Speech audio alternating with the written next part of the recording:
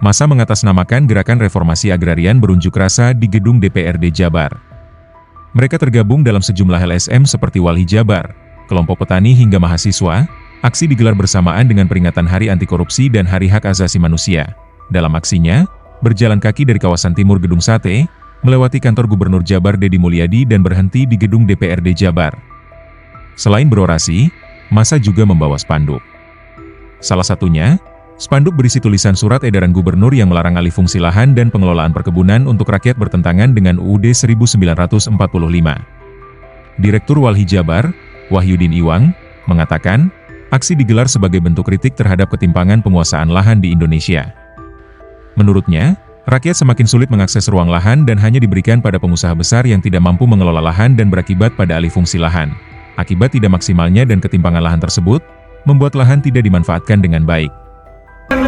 Tujuan dari kedatangan kami hadir dalam rangka memperingati Hari Hak Asasi Manusia sedunia ini perlu diketahui oleh publik, oleh pemerintah, oleh sebuah kalangan, ketimpangan penguasaan lahan hingga saat ini itu terus terjadi. Rakyat semakin tergusur, rakyat semakin sulit akses terhadap ruang. Bahkan asas keadilan terhadap ruang itu masih diberikan kepada para penggugat, masih diberikan kepada pengusaha-pengusaha yang selama ini justru tidak mampu mengelola lahan, yang selama ini menyebabkan degradasi, yang selama ini menyebabkan perubahan alih fungsi yang bermuaranya terhadap krisis iklim, yang bermuaranya terhadap bencana. Bahkan Jawa Barat ini adalah salah satu wilayah provinsi yang memiliki kerentanan tertinggi se-Indonesia, sehingga itu menjadi satu hal yang penting untuk perlu dipertimbangkan kembali akses keadilan ruang yang selama ini diberikan pemerintah kepada pengusaha itu dievaluasi.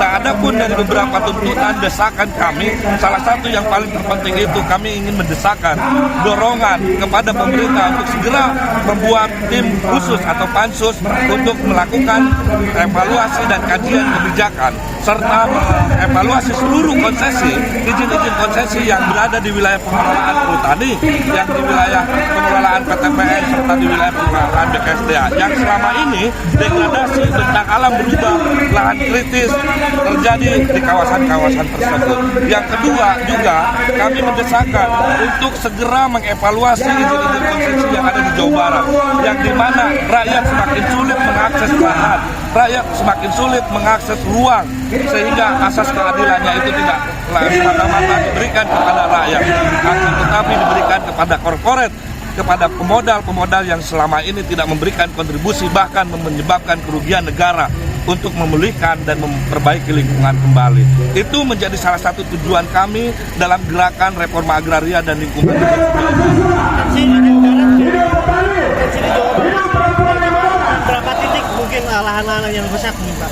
Ya, Walhi mencatat kondisi lahan dari luas total wilayah Jawa Barat mencapai 3,5 juta hektar, setengahnya sudah rusak.